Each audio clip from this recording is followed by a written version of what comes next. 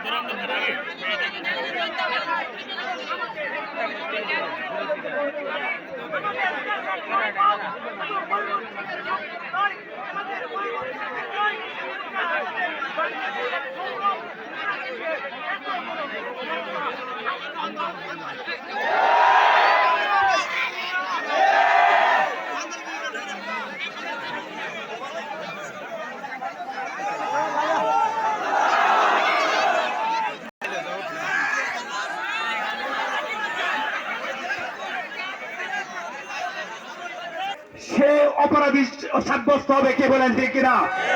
এই জন্য আমরা যারা এখানে এসেছি আমাদের অন্তর্ক্রিয়ার আমাদের অন্তর সাদা, আমরা গুণামুক্ত হওয়ার জন্য মাঠে এসেছিলাম, কি বলেন ঠিক কিনা? আজকাল যে কষ্ট দিয়েছে কিয়ামতের ময়দানে সেটা সে জবাব দিবে, কি বলেন ঠিক কিনা? আমরা সেটা জবাব দিব না। আমাদের নিয়ত খালেস, আল্লাহ তাআলা আমাদের কায়দা কবুল করেছেন, কি বলেন ঠিক কিনা? অবস্থিতি আমরা শান্ত পরিবেশকে অশান্ত করতে চাই না।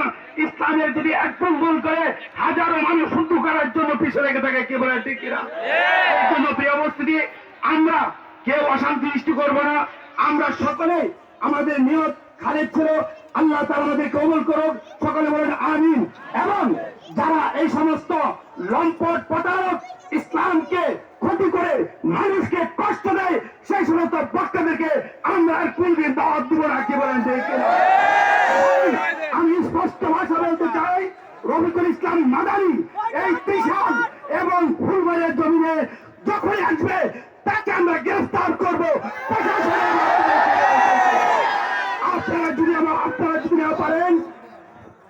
যদি না পারেন আপনারা আমাকে জানাবেন, যেখানে এসব এই ত্রিশাল এবং ফুলবাড়িয়া ওর কোন জানা নাই।